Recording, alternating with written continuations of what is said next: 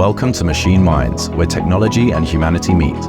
I'm your host, Greg Tarusian, founder of Samson Rose, a recruiting and search business focused on the robotics and AI industries. The Machine Minds show is where we dive deep into the intricate world of robotics and artificial intelligence.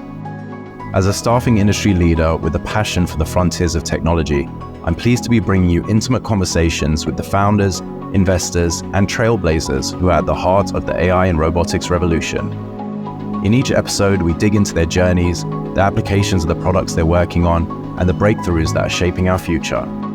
Join us as we explore how these machine minds are transforming the way we live, work, and understand our world. Whether you're an entrepreneur, a tech enthusiast, or just curious about this amazing field, you'll learn something new with each episode. Let's delve into the extraordinary. Let's delve into machine minds. Hello and welcome to Machine Minds. I'm your host, Greg Tarusian, founder of Samson Rose, your robotics talent search partner. And it's already getting tongue-tied. But anyways, in today's episode, I'm joined by Julian Nash, managing director at Silicon Valley Bank. Thanks for being on the show today, Julian. Thanks for having me, Greg. Yeah, my pleasure. Great to be here. I would start again, but this is already our second take from the last 2 weeks. So let's just jump straight into it. Thanks for being flexible after all the issues I had on my end with the recording. So I'm looking forward to going all the way through this time. It's real life, so it's all good. Yeah, me too. I'm looking forward to it. Well, before we jump into the podcast and your accomplishments and your career at SVB and everything like that, I want to take a moment because when I was doing some research before, I didn't know this when I first met you, but were you really a pro footballer or soccer player before you got into finance? For your American audience, yeah. For my American audience, yeah. It's true. It's true. I did play professional soccer. Feels like a very long time ago now. But for 2 years in MLS. So I played 1 year for the San Jose Earthquakes. And then the whole team got relocated to Houston. And I followed and did it 1 year in Houston where I collected an MLS Cup ring. Can't say that I contributed overly much to the success of the team that year, but it was basically that whole core. We were a very good team in San Jose too. Came close the year before, but we won it that year, and then got hurt at the end of my second season, and that put me down a different path. Damn, that sucks. But good achievements for while you were there, for sure. Yeah. It was a dream. So yeah, I bet. And to play professionally, that's awesome, man. Well, talk to me about the transition then. How did you go from that to finance and find out about SVB in the first place? Yeah. So I got my degree was in finance. At the end of that season I mentioned, I got hurt. It was a foot injury that ended up requiring several surgeries to fix. The contracts, rookie contracts were not very favorable. So, they effectively ripped it up after I needed a second surgery. And then from that point, I did have some time because there was workers' comp. I needed to go to doctor's visits regularly. I was actually did a few things in between, finding the role at SVB, just on a temporary basis. But then when I was getting back on my feet, I joined a men's league soccer team, competitive men's league soccer team in the Bay Area. And, I was playing, one of my teammates I was playing with, I was speaking with him about his job because I was thinking about what was going to be next. And he mentioned that he was working for Silicon Valley Bank, and he told me about his role and about the company. And I was like, that sounds great. That sounds like a perfect marriage of maybe things that could match my skill set and interest. And I was fortunate enough to get my foot in the door in a credit analyst role. Which doesn't even exist anymore, but that was it at the time, and it's been almost 17 years now. So it's been a good ride. And you're now in the role of a managing director, so congrats. That's huge. And 17 years, that's a awesome career. So what does a managing director mean at SVB, and like what do you primarily focus on responsibilities, objective-wise, things like that? It can mean a few different things, and depending on the specific function, right? We have our tech banking group, and there's relationship management, there's credit, but generally speaking, it's a manager role. You're either running a team typically, or a regional or national group, and for me, it basically means that I'm responsible for a portfolio of roughly, call it 250 clients, and I have two people reporting to me, part of a 6-person team on the relationship management side that is focused on supporting specifically frontier technology companies, what we define as frontier tech, which is primarily hardware, but it's deep tech, and it's software companies that are having their software deployed on hardware that's out in the field.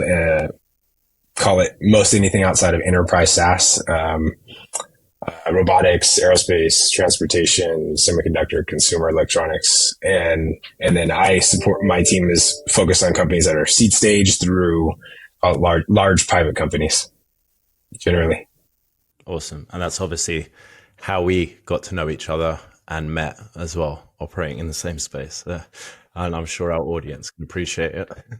Yeah, the longer, one of the things I love about working in, I'll just, what we call frontier tech is just the community. It's a very supportive and unique community. Everyone's like trying to support one another to do really hard, meaningful things. I work, not to discount other categories or segments or verticals, but I worked supporting enterprise SaaS businesses, and a lot of interesting things there. But I think the frontier tech, deep tech community is definitely unique, and I enjoy it a lot and get to meet people like you. Yeah. It's been great so far. Can you share what SVB's mission is and how you guys serve the innovation economy and frontier tech, like what you guys do for them specifically? Yeah, that's what I'll start at a high level. We can drill down from there. I think the North Star, from my perspective, I think always is trying to increase our clients' probability of success. That's a tall order, especially coming from a bank. People may or may not associate that with something a bank can provide. That might be something more like a venture investor or strategic advisor, et cetera. But I think that's where SVB tries to be differentiated, and not just providing commodity banking, but being in a unique position to try to be a thought partner and strategic advisor, and that we are so entrenched in the innovation economy that we are able to extract so much information and knowledge, be the connective tissue. And I think a lot of it is really helping companies connect the dots where we can move the needle on that probability of success. There's all the other things underneath it that are like just what things banks should be able to provide, and doing it in a way that works well for startups and innovation companies. So we can talk more about that, but at a high level, that's how I describe it. Awesome. And can you talk us through like the range of products and services you guys offer? Yeah. What I would say is, if you think about big, like quote unquote, big banks and big companies, the kinds of products and services that would be available to those companies, right, that are, public companies or very, very large private companies and cash flow positive businesses, that wasn't, that's traditionally not been available to startups. How we're different is basically we bring that full suite of products, professional level grade that's scalable to all levels, down to all the way to companies operating out of a garage, or fully remote. And I think from just a category perspective, liquidity, where do you park your cash? How much Is it safe? Are you going to get, what yield are you getting on your excess cash? We offer a full suite of products there. We also have asset management, where we have professional investors, advisors, that are actively managing those accounts. Debt capital is often, I'd say, the number one, kind of forcing function for when, for getting people to move from one bank to another, because that capital, although it's not equity, can play a very meaningful role in, helping companies get through and kind of break out, out of that kind of the early stage mode into getting to being a scaled, large scaled revenue business. I think credit cards is another big piece, especially early on. Companies are running so much of their spend through credit cards. So, and it's important just for getting things done, whether it's people at the leadership table or sales people traveling, we have a full that credit card platform with robust rewards, et cetera, but also travel and expense management integrated into the platform, which is actually is pretty unique for a bank. Oftentimes you would have to go to maybe get your credit card over here and over here for expense management. We offer that all under one roof, under the one pretty slick online banking platform, and it's all for free. So there's much more to dig into. I don't want to put your listeners to sleep. But yeah, there's some high level. It's well suited. Yeah, no, from working in house and looking at expense platforms, travel, all of that stuff, it's such a headache sometimes. And one thing doesn't want to talk to another, or you haven't got your expenses put in here and all of that stuff. So I hadn't heard of a banking provider that puts all of that in one place. That's pretty cool. Yeah. You also have a pretty unique event strategy. I personally attended several events that you guys have been involved with, sponsored. We've sponsored ones together as well. Can you share more about your involvement in the industry event side and how those initiatives support the tech and innovation communities or your customers? Yeah. Events are definitely a big part of the value that we try to provide, beyond that, commodity banking. I think it kind of ties into the increase your client's probability of success piece. I think and I'll tell you how, but I think we hosted or co-hosted over 400 events, I want to say, in 2024. That don't quote me on that, but it's high across the country. Now, not just my team or anything, but across the country. Yeah, it's a lot of events. Gotta sleep. Gotta do some other work as well. But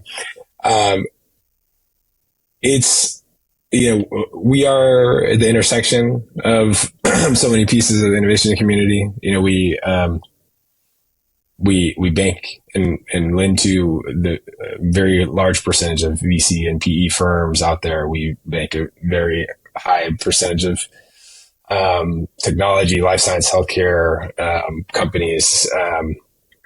We even have a premium wine business that's robust, but we are in the intersection of we right in the middle of everything that's going on in the innovation economy. So I think we're in a unique position to try to bring people together, and we kind of feel like it's our responsibility to do that. I mean, but obviously we benefit from it greatly as well. I think maybe just stepping back in terms of just SVB philosophy, and this isn't something that's written anywhere, but my view on SVB's approach, or how I've always thought of it, is kind of do good and valuable things for companies and the community, innovation community, and it will come back to us many times over. And I think that's in my experience, that's proven to be the case. And I think not only just from a business perspective, right, and why SVB has been a successful business, but it's just the idea that if we all rise together and SVB is in the center of that and supporting companies, then SVB is going to rise. And that's basically how it has played out. So anyway, that's part of why we do these events. I think also So from a company perspective, I think meeting the right people at the right time, can just be so powerful, right? You never know exactly when, or how that will happen. But it happens often that people talking to one another, sharing information, being able to help one another, can be really powerful. And then from my perspective, my team's perspective, we learn so much from talking with industry people, with founders. And obviously we are meeting so many people and new people and future potential bank clients, et cetera. But it's never like, I need to have, 5 new account openings from that event that we did. It's right. never, that's not the approach. I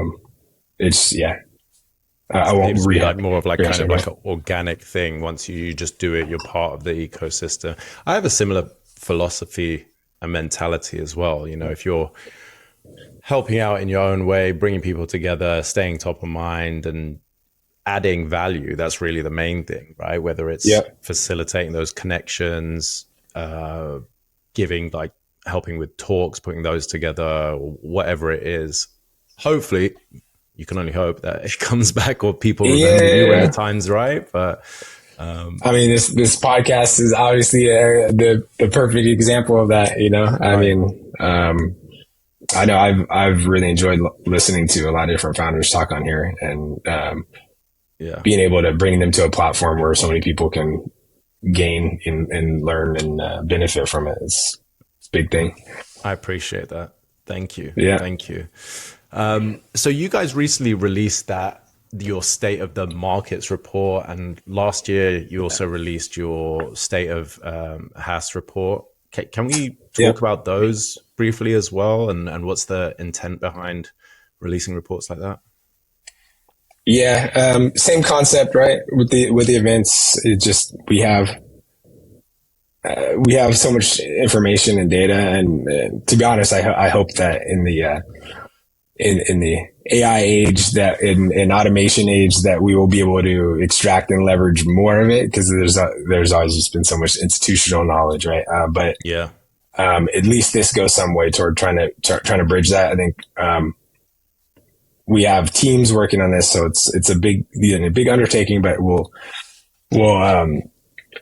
collect data from internal sources, our own proprietary data. We will go out to our companies, investors, et cetera, third-party data, and collect it, put our own apply our own learnings on top of it, and send it back out, to the market there's no cost or anything. It's just something that we feel is the valuable thing that we can provide to the community at large. Again, another way that people know that SVB is an organization that's trying to make an impact for everybody, and it kind of comes back around. But we can, in terms of like digging into the actual reports, there's the state of the markets report, which is released biannually, so consistently on a kind of 6-month cadence. The state of HaaS report, this is our second edition that we just released. Well, it's not stale, actually. Even though it's almost been 9 months now. We released it in mid last year, but I think a lot of the points in there are still very relevant from a hardware as a service perspective. But we'll release that kind of, we'll see what the cadence is with that. But the first one we put out was maybe a few years before that. And that the two reports, state of markets, that's a broader market report, just kind of trying to collate what's going on across tech, life science, healthcare. Well, actually, pretty much just tech, because we also have a separate life science and healthcare report that's also a pretty impressive report. All of these, by the way, are available through the website. You can go to the website to access them. And something that, I try to make sure that my clients and network are aware of them. But just Awesome. for the audience, it's worthwhile to check these out. We'll link them in the show notes. Awesome. Yeah, definitely. Yeah. So it's good, just a way to get a pulse of like what's going on, specifically around investment activity and just like just trends across different categories and maybe different life stages, or not. Whether you're talking like very early stage or later stage or IPO market, and how everything's kind of tying together to impact the broader market. And then maybe we could spend a little bit more time on the state of HaaS report. That's one that's like obviously a little closer to home because that's my broader team kind of helped definitely have our fingerprints on that one. Working with companies that they're using, they're deploying hardware on a subscription model. And we could talk a little more about that if you want. Yeah, I would love to, because one thing that's kind of like a repeated theme that we talk about on here is, revenue and business plan, and whether you're going to do the HaaS, sales, lease, whatever model it is to make it successful. So I'm curious what you guys are seeing about that, because obviously you would see like the financials and then what the report says, and just your opinion really in general. Yeah. Maybe I'll pull out a few things that I think are interesting. There's a lot of things, but I mean, one is that the hardware segment in general is actually doing quite well relative to some other categories, other verticals. I may not always feel like that because the broader market has been rough, but I think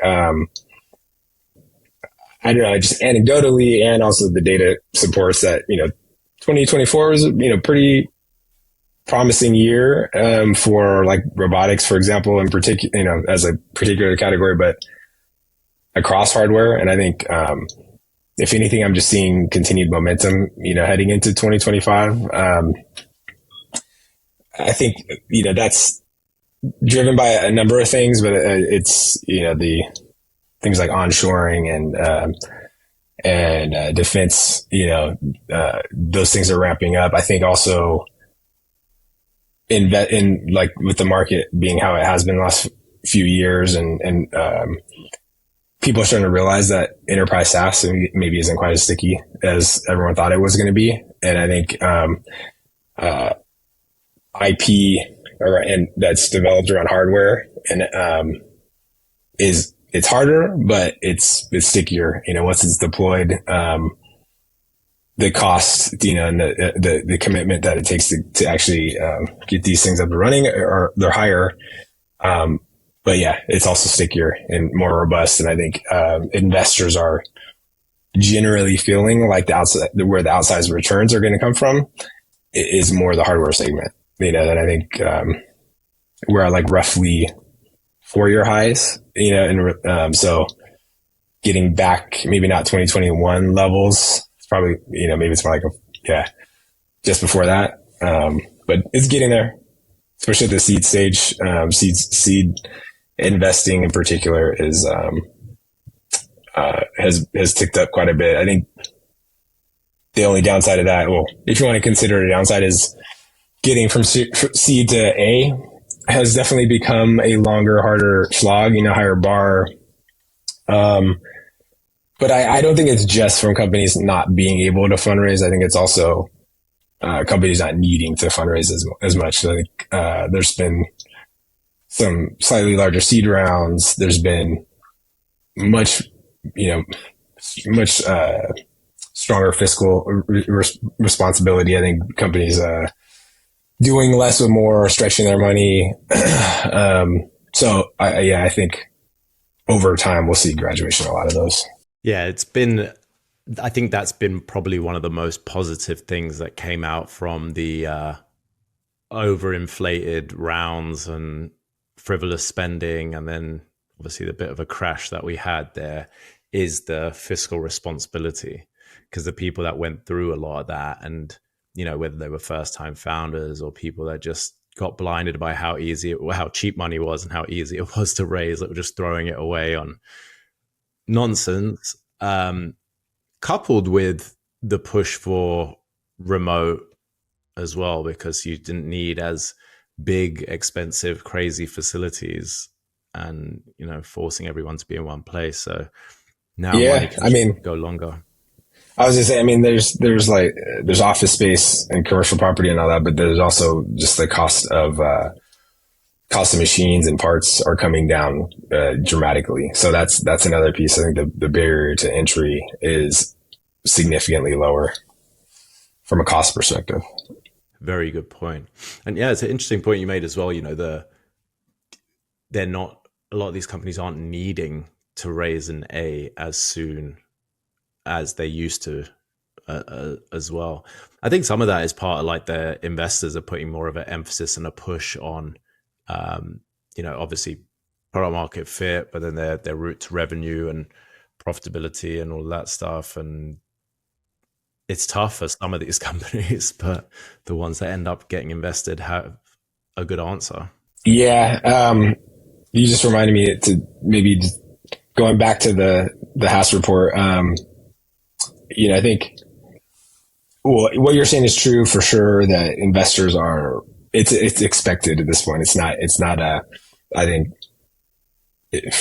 I think just about every company has gotten the message that, they need to dial in on like, ROI on all of their spend. Right. And unit economics and everything, just like, and unit economics. And that's where I was going with this, is that, enterprise SaaS has had well-established kind of criteria for what good looks like, from a unit economic perspective, going back, 10 plus years. I think hardware as a service, we'll see how quickly it ramps, but I think, investors are clearly rewarding companies that are deploying subscription models, but they also don't want their equity dollars to go to capex, which is one of the ways that SVB is trying to, one of the several solutions, and one of, we're not the sole solution, but we're trying to provide capital to help bridge that gap. We have a hardware as a service debt product, actually, that we're still like, we're growing it as companies are deploying this more. But I think, just the idea of, I forget exactly where I was going with that, but basically the fiscal responsibility, and the stickiness, trying to deploy hardware service models to drive, more recurring revenue that's visible and driving higher multiples, kind of offset by the capex expense. Yeah, because a lot of these companies don't also know how to do that, especially at that early stage, right? So if they don't have a partner like you guys that have a product like that, they haven't raised with, the HaaS RaaS model in mind, like how they're thinking, oh, this is going to be a capex expense to our customer. We didn't raise the right amount of money to kind of bankroll this, So that's kind of exciting. And I just remember, to finish the thought, was basically just the idea of the unit economics and kind of understanding, well, it's good to think about these things, like you're just saying, in advance, like how much money do I need to be able to actually deploy these models? Where is capital available for me outside of maybe dilutive equity dollars? Like, is there debt capital solutions? But our State of HaaS report has, metrics, to know, which is basically trying to kind of standardize what, ranges of unit, where you should land for certain ratios, right? To try to kind of standardize there. It's harder and hardware, because you've got companies that are selling, maybe it's primarily software, but it's hardware enabled, or it's you got something that's actually got a pretty expensive hardware cost to it. So it's harder to standardize, but we have tried to dig in a little bit more around, like, how quickly should your BOM payback be? What should the lifetime value be in relation to that BOM cost? So what are the actual operating margins when you take into account supporting, deployed hardware?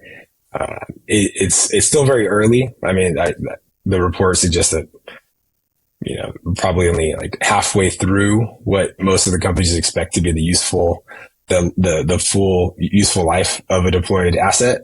So they don't even know for sure how long it can actually stay out in the, field before they have to replace it with the next, generation, or where they need to add more hardware to support further use cases, et cetera. But I think learning or thinking about those things earlier and having a more of a thesis around like how you're spending your time, your money, and structuring contracts, et cetera, can be important. You said that the VCs or the investors in general are like rewarding the companies, or tend to be rewarding the companies that are doing like this subscription kind of model. Do you mean that's like for further rounds? From a valuation perspective. Yeah. Interesting. Okay. Yeah. Because I've heard different competing arguments against it, and which is better, which isn't, and also for the startup, right? Like how they manage and handle that. And I think some of this comes down to like the products you guys offer, but then also when they're raising capital, it's a tough realization or even pivot if you're already down one path. There's all kinds of complications, to be honest. First of all, obviously, if you can, by selling hardware up front, you reap the cash flow from that, and that helps you not need as much equity capital, right? So like that's compelling in a market where it's hard to raise equity dollars, right? So that's the exact opposite of the concept of being rewarded for having with a higher valuation by having a HaaS model. But I think there's also the fact that depending on exactly who your customers are, and the size of those customers, it's all over the place in terms of whether they're okay using an OpEx budget versus capex budget. They may be okay with one up until you get to a certain scale, and then they say, "Oh no, we want to do the other thing."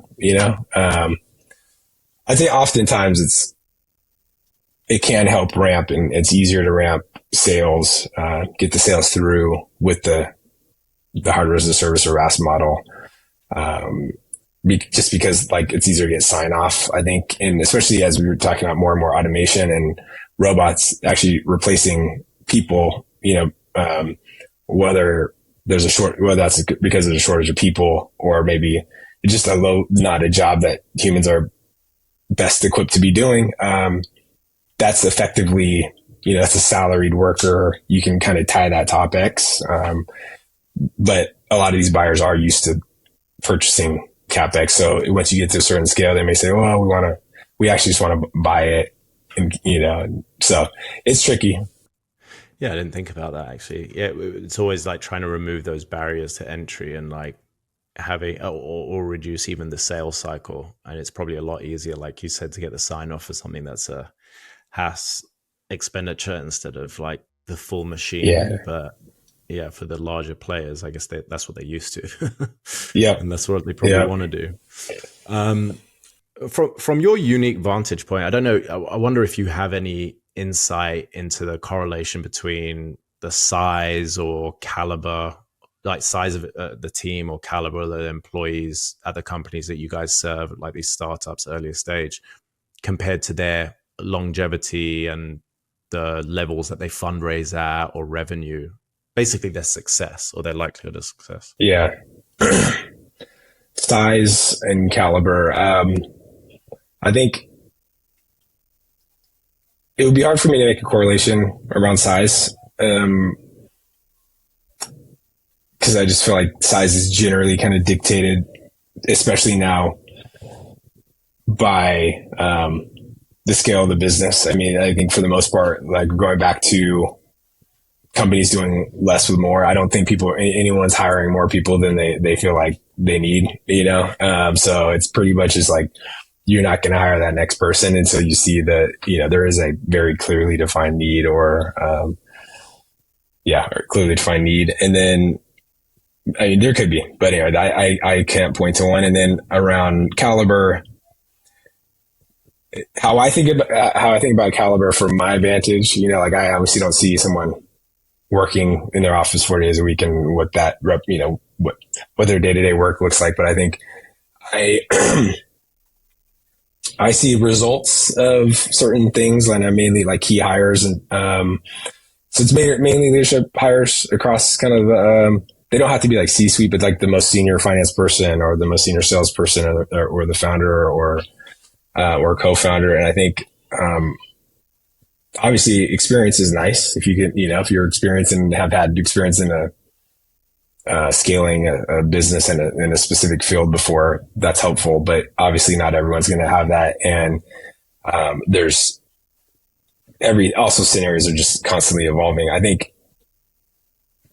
I do think though, caliber to me means experience, and that could experience and also the right person for the job right now, versus like someone that's like optimized for future state of the business, so the experience part, if you don't have it from just firsthand experience, I think, the founders that have really surrounded themselves with really strong partners, whether it's inside the companies, they have, maybe their sales guy's an industry person and knows how people like to be sold to and how you need to navigate that. Or it could be someone that is very experienced with supply chain and they know, or manufacturing, they know how to bring BOM costs down significantly and manage it so there's not delays and the product is right. And like, and obviously in hardware, can be massive. But then obviously you got VC partners that, will have varying degrees of experience to be able to bring to the table around some of these functions. Strategic advisors, I think if independent board members, ideally maybe your bank partner can be someone that helps you kind of, say, hey, here's what other companies like you are doing, here. And I think ultimately you want to, by experience, I think to me, it means they know what good looks like. Ideally they know how to execute as well. But like, if you know what good looks like, then you can target. If you don't know what good looks like, you don't really know that you're not actually doing that well in relation to your peers, That's a good point. Yeah, that's a good point. Yeah, people look at what's the word that I'm looking for? Proof of previous success, or like some sort of history of success in whatever role or that you're hiring them to do, or whatever industry that they're going in. And it's hard to be successful in a timely manner, which is normally the case for a startup, right? You need it to be not eventually, you want it to be sooner rather than later, because you've got you don't just have all the money in the world to kind of spin around and see what fits, especially in the hardware space. I agree with that completely. It's like people that know enough to know, what they're looking for. So you're not wasting time, because it's very easy to waste time and, more importantly, massive amounts of money when you're dealing with hardware. And by the time you figure it out, it can be too late, right? So basically people can help you look around corners. But I think, where, from a people perspective and finding the right people, I have noticed that companies, oftentimes startups will see a resume and say, oh, look at all this experience that this person has.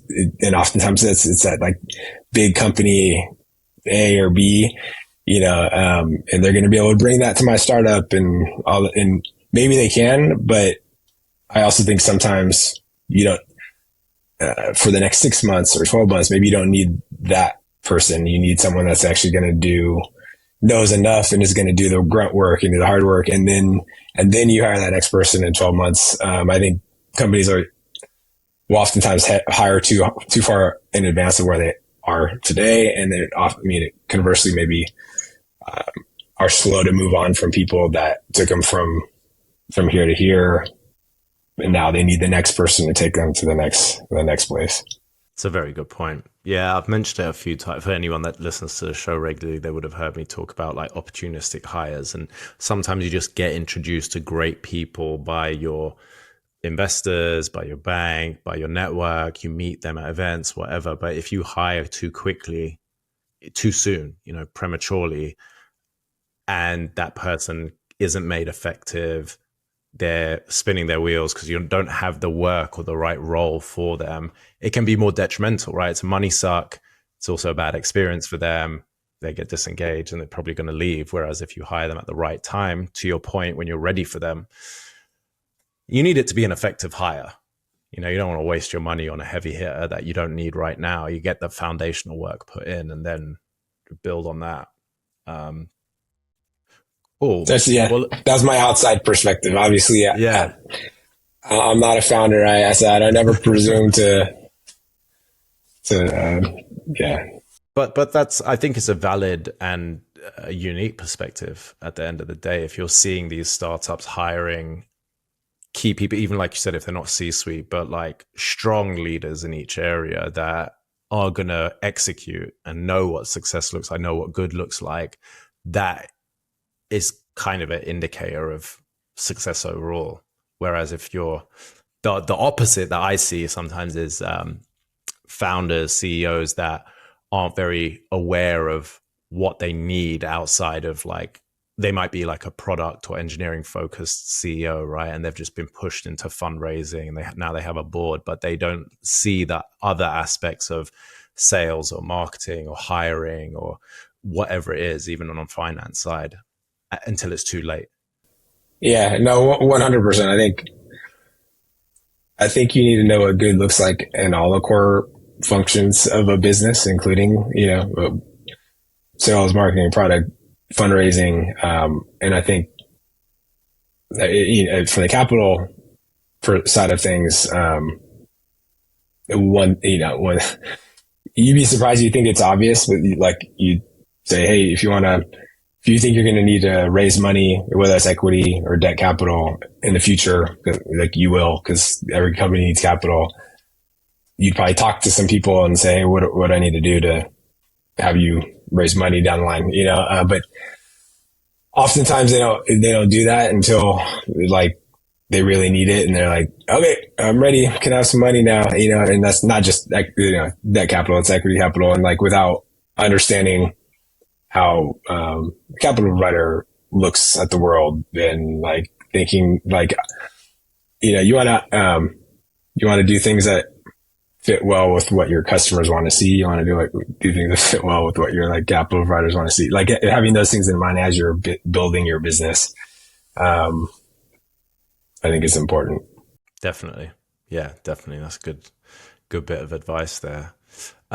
Before we wrap, what are some of the emerging trends in frontier tech that excite you and your team at SVB? Is there anything you guys have your eye on? I think from our perspective, it's almost like kind of like picking your favorite child, because there's a lot of really there's a lot of emerging trends in frontier tech right now, and I think a lot of them are really, really interesting.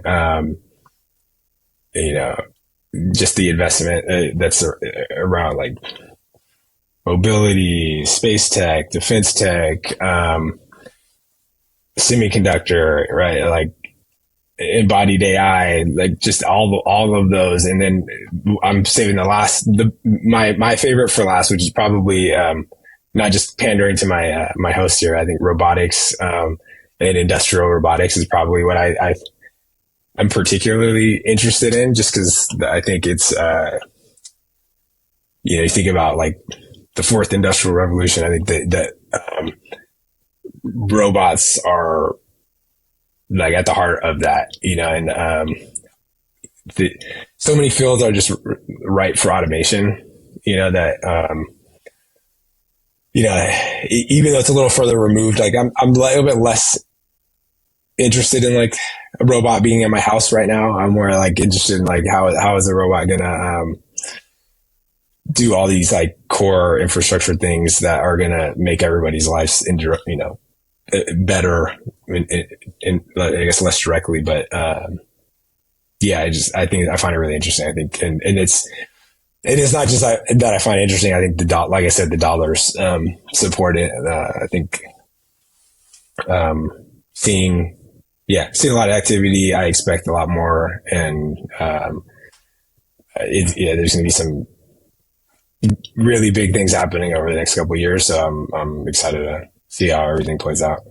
Yeah, it's a super exciting time, especially in the robotics space. Yeah, yeah, and you're right. I when I tell people, you probably in your life, in your day-to-day life, you have indirectly had some sort of robot, whether it touched goods you've purchased or like something being delivered to your house or whatever it is, already. And the more that increases, to your point, it's going to improve people's lives and bring the cost of things down and bring the quality of things up and improve to the point you made earlier, actually, like when it's quote unquote replacing humans, but replacing the dull, dirty, dangerous jobs, giving them a better quality of work and all of that. It's so exciting. I mean, that's a whole other rabbit hole I could go down, but I think we'll end on that point. Yeah. Well, look, thank you so much for being on the show today, Julian. I really appreciate it. I appreciate your insights and the advice that you gave and sharing more about what SVB does and your team. So thank you again. Yeah, no, my pleasure. Before we wrap, where can our listeners find you and follow? I don't know if there's like a place where you guys like list all your events that you do or anything like that. Obviously, we'll link the reports in the show notes. Maybe we can link our team's site as well. We have a Frontier Tech site it's in the SVB webpage, but it's our specific team, and it has a lot of resources that are relevant to hardware and Frontier Tech companies, and then it also has all of our bank-wide reports get uploaded there too. So not just the robotic robotics reports or just general market reports. And then for that, you can just type in SVB Frontier Tech, and it'll be the first hit. And then you can find me at jnash@svb.com, or find me on LinkedIn. Ignore my, I do have a Wikipedia page. I was going to make a joke about the soccer thing. I think someone's actually, I don't know if you know, but you can edit people's Wikipedia pages. At least, someone's messed. I think I've had buddies mess with my page over the years. So don't stop by there. But check that out now. But yeah, you just, you can find me on LinkedIn or jnash@svb, and I'd love to chat. I guess that would be one note, is like, you don't have to, for any listeners that are, in the broader innovation space, don't have to have a specific agenda to talk, or a specific need. I like talking with people in the industry. I learn all the time, and hopefully I could share some insights, go the other way with that, but please reach out. Amazing. I'm sure your people will. Thanks again, Julian. It's been great. Yeah. Thank you. Okay. See you, Greg.